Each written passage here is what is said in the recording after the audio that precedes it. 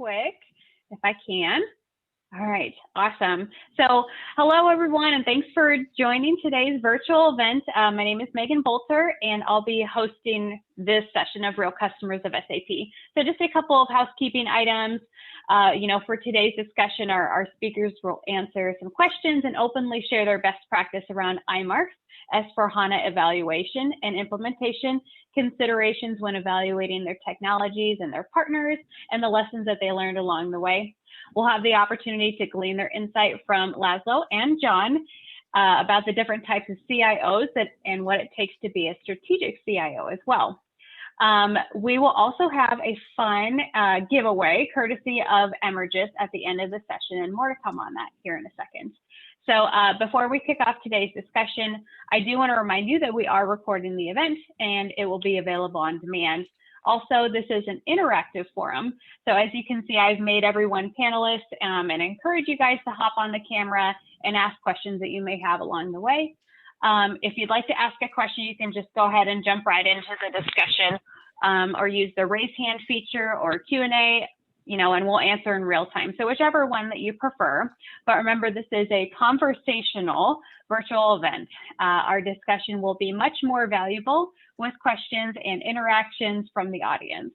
So without further ado, I'd like to introduce our guest speakers. So we have Laszlo Kolasvari.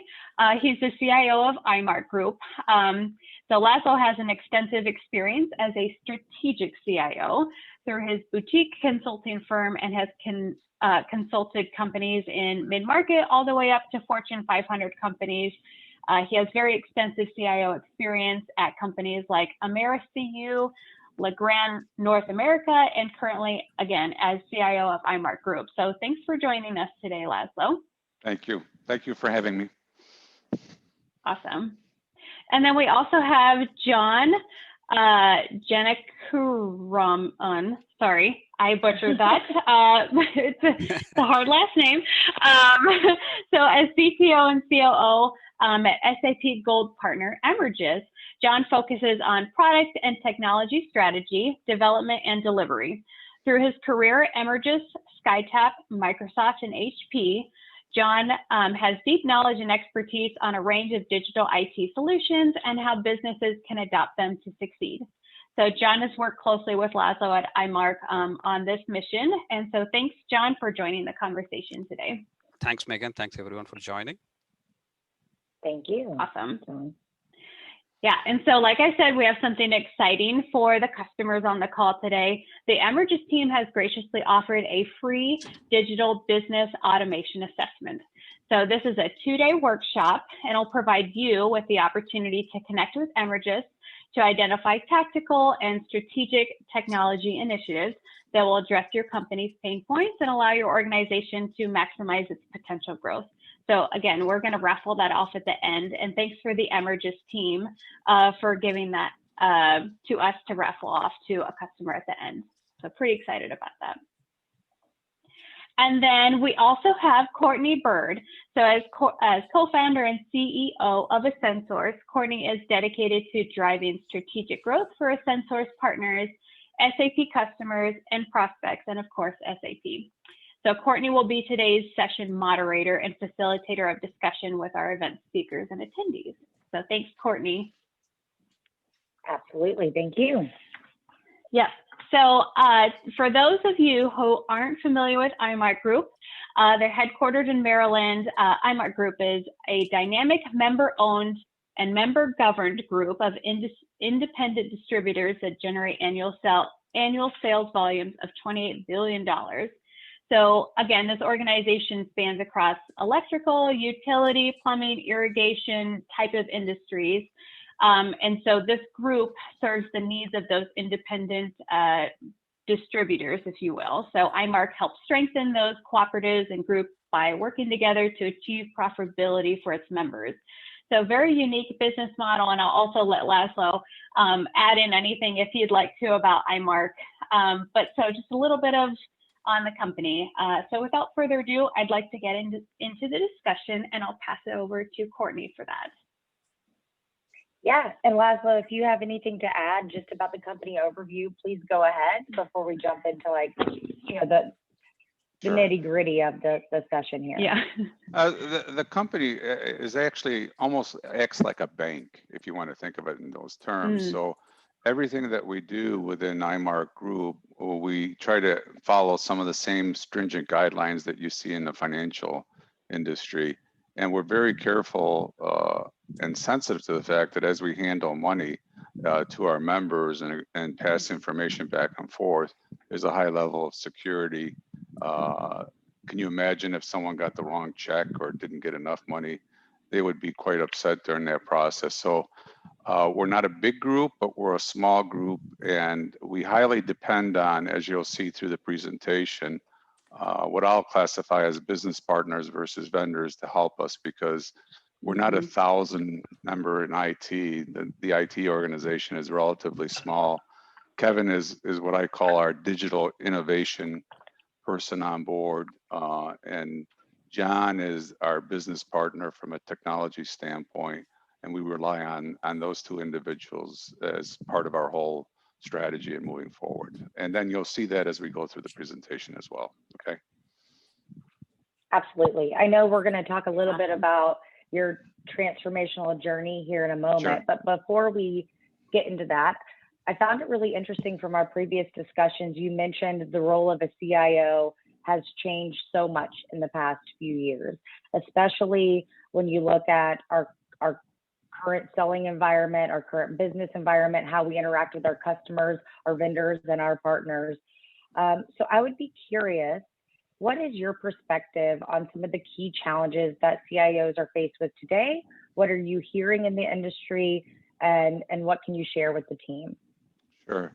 The past 18 months has really drastically changed the role of the CIO. I happen to be, I have a lot of experience, years of experience. And so me personally, I've gone through this transition as a CIO. I've seen the different stages that I've had to, for lack of better terms, re-engineer myself to fit what's going on in the industry. So there was an interesting article that I read a couple of years ago on the types of CIOs that are out there in the marketplace. And it doesn't make any difference whether you're a large organization or a small organization, or whether you're big or small, or nonprofit or profit. So basically, Gardner has classified it in 4 different arenas, and all 4 I can relate to because I've had the experience of going through it. All right. So the first one really is a CIO that's at risk.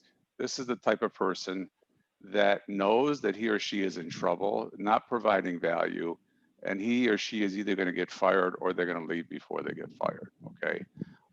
So that's the at-risk CIO kind of profile that we see in the marketplace today, or has been identified by Gardner. Then you see what I classify as the transactional CIO, which, a good portion of my life, this is the area that I was in. And part of that, the transactional CIOs were also ones that reported to CFOs at the time during that transition period, okay? And transactional CIOs are all about, this is the way IT is run, here's the policies and procedures, and they're running an efficient IT organization, or aren't necessarily at the table with the C-level members of the executive team, but they're doing a good job. They're not at risk, but they're not really moving forward, and they're just kind of responding to the needs of the business, okay? Then as you go to the next level, and this is where I had transitional challenges as well, in order to go from a transitional CIO to become more of a partner, as a partner, you're acting more like an outside consultant coming in that's trusted, okay? And consultants are usually good at this because we immediately try to partner with the key C-level executives and provide, information and market analysis, best of breed practices, and all that's required. So when you're at that level, you start playing more of an active role in what's going on within the business, okay, and contributing at that level. And then the last one that they identify is this trusted ally. And a trusted ally, if you want to think about it in terms, they are now actively at the C-level table and providing insight into business strategy, You know, in my particular case, when I was at the credit union, I moved from a partner to a trusted ally because I took on the role of developing the business strategy for the credit union. Okay. And in that role, I played not the role of an IT person, but the role of a person that had a framework to develop a strategy for the credit union for growth and efficiency and so on and so forth. So those are the four different phases, and it doesn't make any difference which phase you're in, because within the past 18 months, every one of the CIOs have been challenged in what they have in place to respond to the pandemic that we have going on today. And the first one, and we hear it every day and see it every day, is really cybersecurity. So I think that's one of the biggest challenges that all CIOs, small or big, funding or no funding, have a cybersecurity challenge. And that's really what I classify as protecting the jewels of the company internally and externally, okay?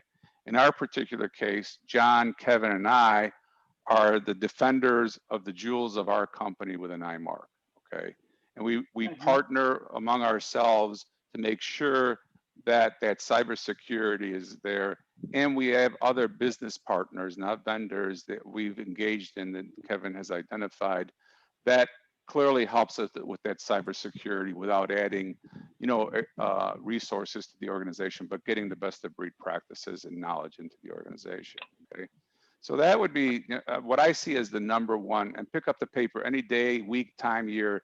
There's an attack going on. Small companies, large companies. The larger ones are getting hit because they carry insurance and they can afford to spend that. Okay. The second big challenge that I see, and we see it right now here today among all of us, is the changing office environment from an on-site office environment to either all remote or a hybrid solution. Okay, what are we seeing in the marketplace today? People are quitting because they don't want to go back to the office to work. And I never in the wildest dreams of my life would ever think that someone would quit a full-time job with benefits because they don't want to go back into the office work. But that's what's changing in our environment. And I think we've got to think, I hate the terminology, but I'll use it, outside the box and saying, that's not a bad thing to be remote. It's just a change in the way we do work, because think of the amount of time that we save by commuting and all the headaches surrounding that. We become more productive, you know, if we do it the right way. So it is significantly change in the C-level's approach of how we manage our resources, our critical resources in running our business, okay? The third thing that I'm seeing is, and I've seen this, I remember when I first started my job with GE, and we used to do these surveys with all the GE IT guys, and nothing has changed in this category. And it's all about linking business strategy to IT strategy, at that alignment, okay? That has I was waiting on that one, Laszlo. I was waiting on that one. Well, you didn't text it to me, so I had to come up with it as I go. That's where my PhD comes in. I'm so proud. So that alignment, and I see that every time I go visit a new customer or an existing customer, the first thing I ask for is, let me see your strategic plan and what's the level of involvement that IT has played in the development of that strategic plan, and try to get a feel for what that looks like, okay? And it's shaky at times. And I'm not talking about 5 books of strategic planning. I'm talking about something that's very comprehensive, easy to develop, easy to communicate through the whole organization. And then the next one is really, and the terminology is digital transformation, but you know, think about it. Digital transformation has been our life since technology started. We just named it a new fancy word, and we call it digital transformation, and the innovation that goes along with that. And within IMARK, you know, our digital transformation has been led by Kevin Davis, and he's great at being able to see processes, manual processes that can be automated and help with the efficiency not only of our internal customers, but also complement our external customers when they're coming through our electronic channels and being able to retrieve the data that they need in regard to their businesses. And that is very important. and it needs to be, kind of forefront of everything else that's going on. And the last one, because I don't want to tie this up, is really an active C-level contributor to business strategy and the limited resource allocation and prioritization that goes on. So once you get through all this stuff, then the real issue when you're sitting down at the C-level table is, okay, how do we prioritize this? Because you have limited resources, okay? And at the C-level, and if you're a trusted ally, you're gonna help them prioritize the projects and limited resources, not just within IT, but within your constraints of your subject matter experts and the budgets you have and the threats that you fear is coming at you. And that prioritization process is really tough because every one of the C-levels have to think in terms of the company, not their functional area, on the priorities that they need to be identified, as well as the value proposition they're going to bring for the growth, efficiency, and the profitability of that company. So those are the 5 things that I see, no matter what your size is, that in the outside in the community, and those kind of translate back into the 4 CIO profiles that Gardner gave a number of years ago. No, I love it. And I captured all 5 of those. And I have so many questions for you and John. But I have to ask, Kevin, before I go and pick on John for a minute, would you mind if I asked you a question based on what Laszlo just said? Sure, go ahead. So, Kevin, we actually have a podcast. It's just for this industry. It's supposed to be fun and lighthearted. And our first season, the question that we asked, it was kind of poking fun at, buzzwords, Japanese, the different language that we all speak that nobody else understands, but industry language as well. And we would ask every, guest speaker on our podcast one question. And it was so funny. I think we had 9 to 10 episodes, Lauren, if I'm not mistaken, but we never got the same answer. So I'm curious to see what your answer is as you're kind of leading digital transformation. What does digital transformation mean to you? Well, I guess it would be taking a lot of the manual processes that people do around the office or to do their day-to-day activities and digitizing them so that they can do them from wherever. One of the things we found with the whole COVID thing was a lot of people did things, they printed stuff out, had files in their offices, and they had to have those file cabinets. And it took a long time to get people to change the way they worked because they were just so used to having those things at their fingertips. Well, now they weren't in the office, so they had to basically adjust the way that they work on a day-to-day basis. So we had slowly been doing this over time, by putting in some of the cloud services and stuff like that, and pretty much going virtual even when we're in the office. What COVID did was basically show that the virtual environment that we built allowed everybody to work without being in a fixed location. So, I mean, it was digital transformation for us really wasn't okay, we're going to start transforming. It was more of we changed the way, right. We changed the way they worked over time. We've been doing cloud-based computing for probably 4 or 5 years now. And when COVID hit, we were ready because everybody was already used to it. So it wasn't like we just did transform to digital. It was a slow build up and trying to get management to see that we're ready for this. And then when COVID hit, we were ready. We did not miss a deadline. We actually got things done quicker. Everybody transformed over to full virtual with no missed deadlines whatsoever. Kevin, I had a quick question. So yeah, I mean, everything has changed. Obviously, people are working from home more, but I think moving forward, there's a lot of uncertainties, kind of like, are people going back to the office, and like whatever where we're in now may not be the consistent, norm moving forward. Yep. Like, where do you see in terms of forecast where that's going, and like what are kind of your internal, I guess, conversations in terms of how to adapt another digital transformation potentially happening, within the next few months or year here? It's so funny that you asked that question, because today we actually had a seminar. We do seminars for our members that join our group, and this one was actually on workforce and the changing in hiring and how the labor market's becoming, there's a lot less people to fill all these open positions. So the one guy, he's an instructor at Boston University on sales and marketing type activities, and he put this whole thing into perspective. He goes, imagine if you were a teenager and you've been able to take your parents' car and just go wherever you wanted to go with no restrictions whatsoever. And then all of a sudden, your dad comes in and says, okay, you can only drive the car till 8 o'clock and you can't have it on weekends. And you've been following the rules all this time, and there's no understanding as to why that change came along. So I think this is kind of what this industry's, I know for me personally, we've proved that virtual works. We've proved that we haven't been able to miss anything. And we've proved that we've been able to stay in contact with each other. We've done some amazing things at IMARK that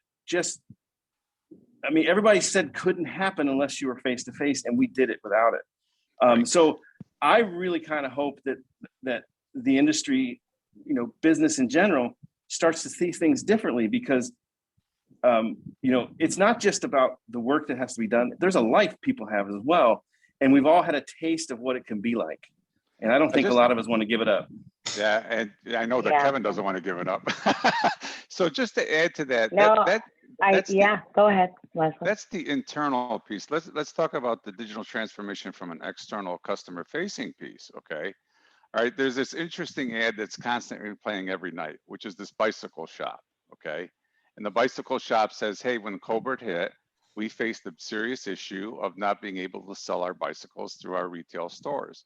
Yet they immediately changed their business model and went to digital, and were able to get on and demonstrate their bicycles through a digital media channel and increase their sales. So, when we think in terms of digital, internal is one aspect of it, automating and manually doing that. But the other piece that becomes a value proposition is how quickly can you change your business model using technology kinds of tools, whether it's Zoom or any of those other services, to get your customers to come in and see you in a different light, because you're still marketing your products and services, but through a different channel.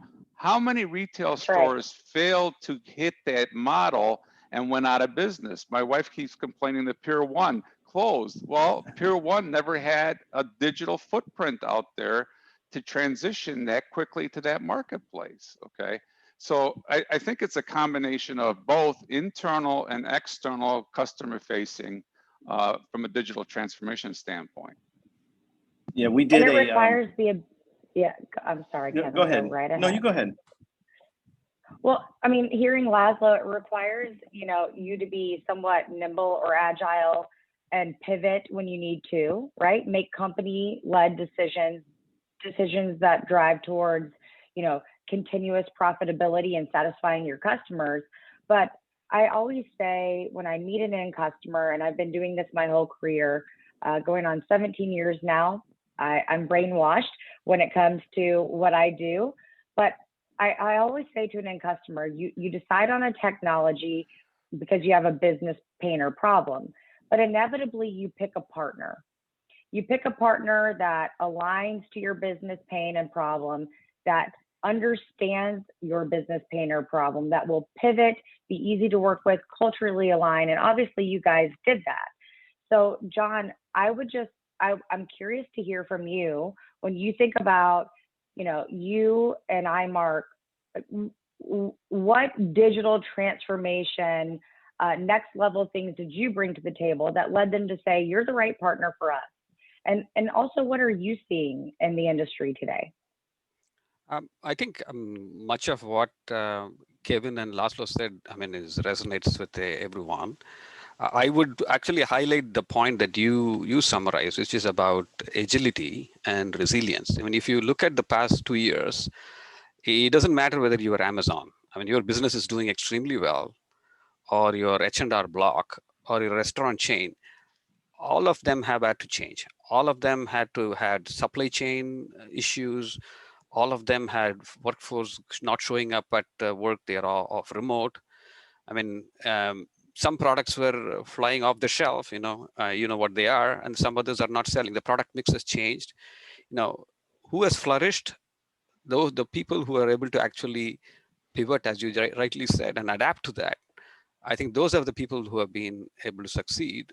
And I think the people who had data and analytics strategy in place, the people who had a customer experience strategy in place, you know, I think they were the winners in reality. I mean, I agree. you switch to curbside delivery. Okay, how do you know the customer is going to like the way you're going to deliver? For example, what if they show up and they have to wait because you don't have enough clerks to service them, right? So it's really all of that. I think that's this keeping the CIO awake over the past couple of years. On the other hand, I think to some extent it has made the CIO's life easy. You know, um, CIO, is always pitching to the business team about the value of this and that, and they have to make a business case for this and that and show value to get support, because these digital transformation for many companies is multi-year, five-year project, and it's not always clear what the outcome is going to be, what the ROI is. But you look at the past 2 years, technology has been selling itself, whether it's Zoom, That's right. whether it's machine learning. The CIO can walk into the CEO's office, the CEO is ready to buy. Is ready to buy. The strategic sale within the company, it's become so much more easier. But the point about what is priority, what is my priorities, I think those are the challenges. So why does Emerges succeed with IMARK? Why does Laszlo talk about me and Kevin the same breath? He's not differentiating between me and IMARK. I mean, I am his peer for the purposes of this conversation, right? Why is that? And it's because Emerges, we really look to build trust with the customer. I mean, it's not a fancy word, because I think that's what Emerges tries to do from the sales engagement all the way through the support engagement. Every conversation that I have, that my team has with Laszlo and Kevin, they are sure we are speaking true, and we are speaking to the needs of their business itself, right? So while digital transformation, is all over the place, it's still a whole lot of things. Now, who can claim that I know everything about how things need to be done? What is actually a best fit? What is actually going to be the most valuable? No, everyone has their own experience based on their current situation. So customers like IMARK look for people like Emerges who have had these kind of engagements with many customers, who bring to the table, okay, what has worked, what has not worked, what have other people experienced. They're trying to bring the value of that experience, and they're trying to have customers who don't just say yes to whatever the customer wants or try to sell the next Kool-Aid drink that's available in the marketplace, but they're trying to look for someone who's going to be their confidant, their guide, their mentor, and say, hey, this is what you should do. Be prescriptive. And in other cases, be consultative about, they want to do something, figure out how to get it done for them. So that's really what's going on. And if I can take a minute to the question that you asked, Kevin, about what is digital transformation, I think of it like that. I don't know, maybe it's 15 years ago. You had a phone. You could be in the desert and you could call someone. Well, no, you can't order food for sure, right? You can on the or book a plane ticket, but you could do that. You could do that now. So there are a lot of transformation that's been happening as for us as consumers. Now, to me, for the digital transformation for the business is everything should be done wherever you are without needing anything more than your phone. And some things are very obvious. Okay, yeah, I guess I can go look up SAP and look up my sales order and things like that. Oh, that's traditional, that's simple, right? You can think of that. Oh yeah, right. But now think about the fact that you really want to order a cooler because it's very hot in the Pacific Northwest, and a drone delivers it into your garage, and it's there right there, and you just found out about this when you're traveling, and it shows up there. So I think that's why it's challenging, and that's why it's also so invigorating. Digital transformation is just about anything. I mean, it's not just about automating paper, removal of paper. You can imagine just about anything and say, hey, can I do that using technology and transform it in a fundamental way? So that basically opens up the domain and terrain, and actually makes it more invigorating and challenging anyway. Yeah. You know what, John, I love that answer. I really do. I will come back to kind of the partner fit that you mentioned just a moment ago, because it resonates with me. I am somebody who I've always said, look, technology, regardless of what you choose, it's proven, it works. You don't become SAP or SAP's competitor because the technology doesn't work. What makes you fail with technology or succeed with technology? It is one word: adoption. And the only way you can get adoption of proven technology is by putting the onus on your partner selection the same way you put it on application and tool selection.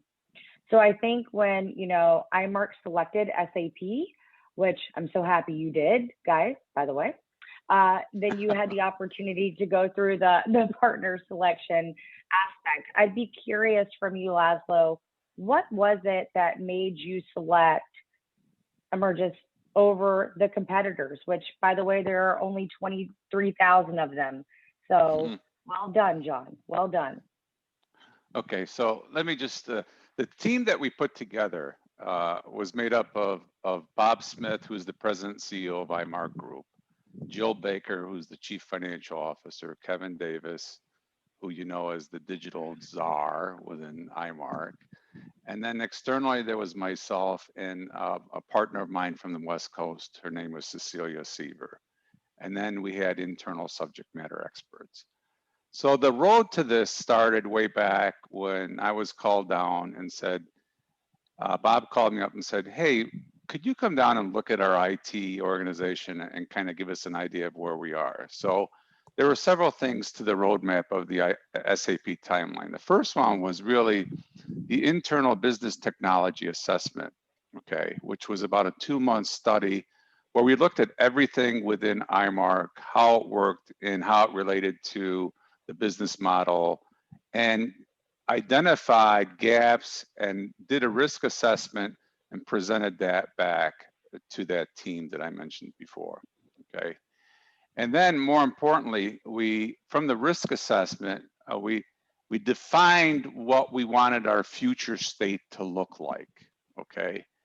Focusing on specific things like what are the interfaces with existing systems, the risks that we have internally if we decide to do brain surgery and take out the guts of what we have and replace it with something new. And we worked very hard, all of us on that team, and laid out a map of what we had in place, the current state.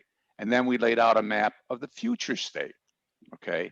And in the process of doing that, we developed our requirements into an RFP, okay?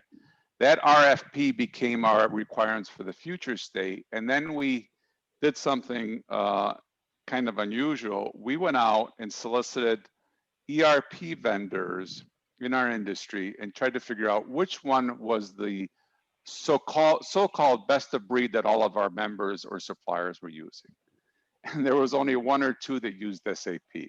So there was a challenge right out of the gate that our members weren't the SAP gurus that you see here today.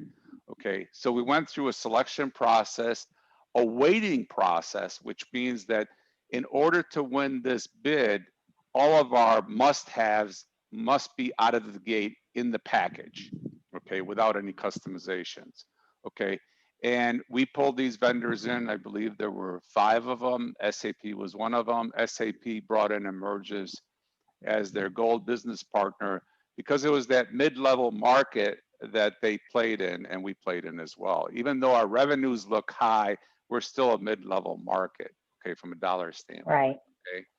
So we did something that most people don't do. When we did the RFP and we gave the bid to Emergis, the RFP response that Emergis answered became the statement of work. So there was no new statement of work. We took the contents of the response to the RFP and put it into the statement of work. And we said, these are the deliverables that we expect as part of the implementation, okay? And so when they won that bid, one of the first things we faced was, are you guys out of your mind? You're going with SAP? SAP is like pouring concrete. It's nice and loose when you're pouring it, but once it settles, it's hard and you can't change it, okay? And so we were very careful in the process that we broke down the project in phases. And I think this is where Emergis showed their true partnership. They came in, they understood our business. They brought in some really sharp people that knew our environment. And what they didn't know, they learned very quickly in a short period of time, okay? And out of that, there was a lot of debate back and forth, getting to know our business and everything else. And that was the first phase. We did not go through any one of the phases without a sign off of achieving those targets within that phase. And we didn't pay them until we got that. And then sometimes there were some delays, not only in the deliverables, but the payment.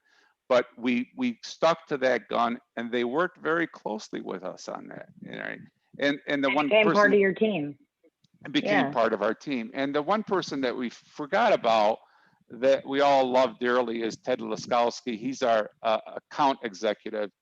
He is a long-term IBMer, but he is very customer oriented, okay? He doesn't have a problem getting beat up every day, okay, from us when we're not satisfied. And he responds very well. And he works on John for us before we even get to John, so he can give in to some of our demands, okay? And that partnership. Dang salespeople, Laszlo, salespeople. Oh. And so that has worked out very well. And Ted is also one that's constantly tormenting us with new technology, new features that Emergis has that we can, and which is a great input for us as well, okay? So the SAP project time plane got created, okay? It was 3 different phases with gates going through it. The most critical piece was the data of where it existed in the old system and the data of where it was going to exist in the new system and the calculations that we needed for the rebates for our members as we go through that process. So can you imagine, you know, one business that's large volume in data, and we were very careful in that data transition from our old to the new. We wanted the S4 HANA engine because it gave us that capability that we never had in our old homegrown system, okay? We were able to accomplish implementing 4 modules. We implemented the financial accounting module, the controlling module, the materials management, and the sales and distribution. Their codes are FI, CO, MM, and SD, I guess. And we did that in 20 weeks. It was originally 17 weeks, and then we did it in 20 with some slippage. And it was tough, but it was a dedicated resource on both ends. And we were very successful. In January of 27, we were up and live in a production mode, okay? Now, the other thing that we did, and I'll just close this out, is the SAP training and the user documentation we put on Emergis's back, okay? We said, as we develop the system, part of our deliverable is you need to give us the user manuals for every transaction that we have. So when we go live, there's user documentation that we have with our system, okay? And so we did a lot of training for 20 weeks prior to and during, and still doing on a continuous basis, but that user documentation became part of the key because we had none of that. We had an old system with no documentation. It was failing every week. There was no support. You know, I can go on and on. And so we wanted to eliminate that factor. So that was basically the timeline to get us to where we got up and running. And you know what? Three weeks of if I heard you right, 17 weeks to 20 weeks, 3 weeks of a project delay can happen for so many reasons, especially in our current environment, right? I know we would all like it not to, Laszlo. I empathize with you as I read through your 5 things from a CIO. But what I do think makes a partner just over the top, the reason that they can help a customer and be a partner for a customer long term is change management, driving that adoption. It sounds like that was a key component and why you selected Emergis, if I'm not mistaken, based on what you said. And one reason that you feel comfortable with your investment in SAP, which transformed the way you do business today. I'd love to hear from anybody on the call who is with the IMARK team, from an SAP perspective. How has your business changed because of what SAP and Emergis brought to the table? That would be amazing. And Laszlo, I will default to you if we don't hear from the group. And also any questions that anybody has on the line at this point. So I'll answer a little bit because I know Laszlo is expecting me to do it. He's only sent me 3 texts now. You better answer. So for us, it was risk. I mean, we were in serious risk with our environment. The environment that we had was very highly customized. It was, it was not like we didn't have a lot of resources to be able to support it internally. We're a very small IT team supporting a very large business, and the system we had was at risk of collapsing because our business was expanding. We started out with a legacy set of IMARK members. We merged with another buying group, and we basically quadrupled the number of members we had in the electrical side. We spread out into Canada. We were starting to entertain other ideas. And we even got into a utility market. So as we were expanding, we were trying to make this homegrown system that was really only designed to handle a small set of members, and it wasn't an efficient design. And because we were such a small IT group, our risk was that all of our eggs were in one basket. We had 1 or 2 people in our team that was the only ones that knew how to support that. And if we lost those members, our business was at risk because we wouldn't have the skills internally to support it. So when Laszlo came on board and did a technology assessment, that was one of the things that was identified, the high risk of this highly customized package. And so we started looking at the RFP, and I think we're in a much better position now because, we have Emergis who can support that side of our business, not just with one person. They have an entire team of people that, dedicated to our account. But we don't actually see them as, they're Emergis. Don't tell them anything. It's, that's John over at Emergis. It's not Emergis. It's the team of people that we interact with on a daily basis that, we've come to make part of our team. They've really become an extension of our IT team. They may not be necessarily under, the IT department, but they're an extension of our small IT department. And I mean small. And we don't we look at everybody not by their titles or their roles, but their skill sets that they bring to supporting our business. Okay. And that's what we try to do across the board. And one of the objectives that Bob gave Kevin and I is, A, don't screw this up. Don't make this expensive. All right. You better hit your targets. Okay. And I don't want any here noise level or the 2 of you are going to be gone. I say, hey, thanks a lot, Bob. It's a good goal that we'll go after. And don't increase the headcount in IT. And so we were able to accomplish that only because we did a due diligence on Emergis and they performed. Okay. And created that trust factor. Okay. And now we have a system in place that anytime we add a new vertical is like a business to us, okay? We have one SAP and we have multiple verticals within that SAP. So there's a logical separation between each one of the verticals, but it's the same physical SAP and engine that drives it.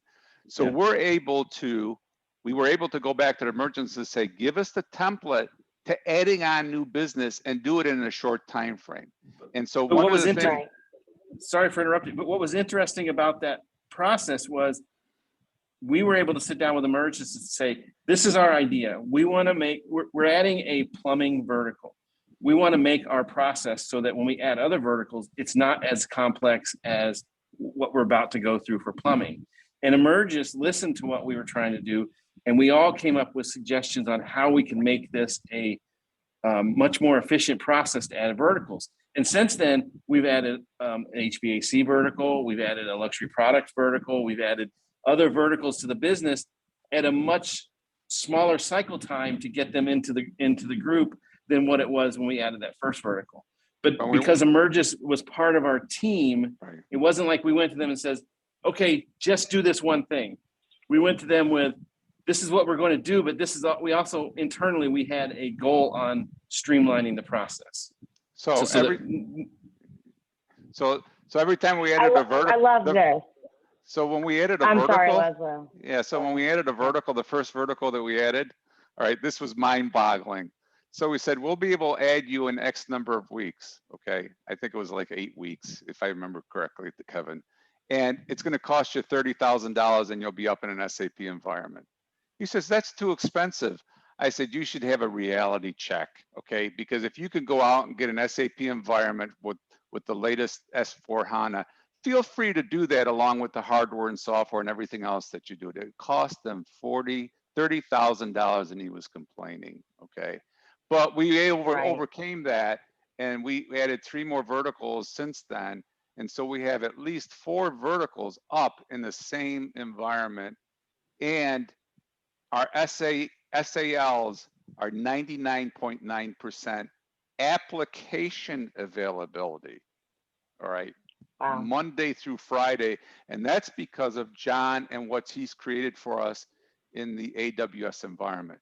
And we look to John to support our infrastructure in the SAP environment. We look to John to support the SAP application layer. We look for John to support the SAP executive sponsor, which is the CFO. And Kevin and I just look on and make sure everything is done correctly. Hey, John. I don't do anything anymore. John, zero damn pressure, buddy. I mean, we had job threats, all of the support across the landscape.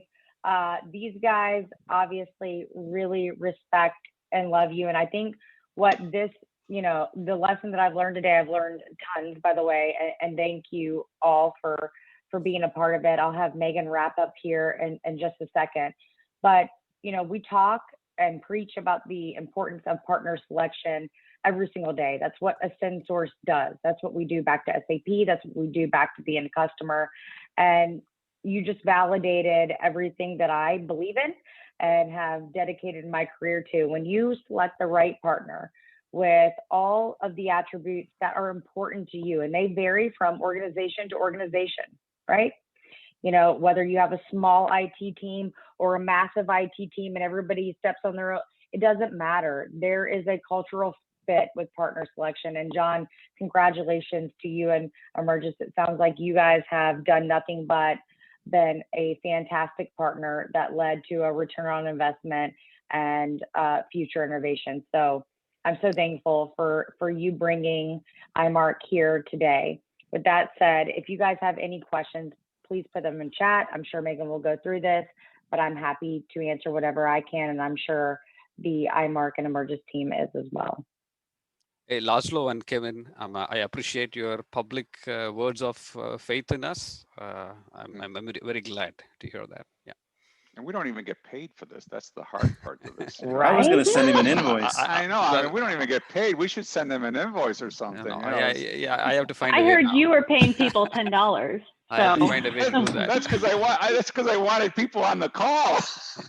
I didn't want my reputation to go downhill with just a couple of people. So get on the call, make pretend like you're interested. But I think you hit the nail on the head, Laszlo. I think as a partner, anyone can be successful, and we are successful because we have freed your business to do just your business. You don't need to worry about anything else. We will take care of it for you. And just my closing comment is pick your business partner wisely and become the change agent with the executive sponsor and the application owner. And I think that was our success, long term, is that the application owner is the chief financial officer of SAP. It's not IT. Okay. And we set up a model where she has complete support with us backing her. Between John, Kevin, and I, we cover just about everything that she needs to run that business. And a lot of that is that trust building that started in the beginning. And we don't look at, we look at ourselves on an equal playing field. We're all partners in this for the success of IMARK and its members. And that's my closing comment. And I'll stick to till I get turned off by this Zoom call. So I don't want to hold anybody too long, but I did have a quick question for you, Laszlo. I mean, it seems Sure. like in communication with you, Kevin, John, it seems like you guys built quite a trust. And I know you mentioned that he was able to really understand your business and just kind of see what might what will be the best benefit, what would work. But I'm curious from your end in terms of like identifying current maybe pain points or challenges within your own system.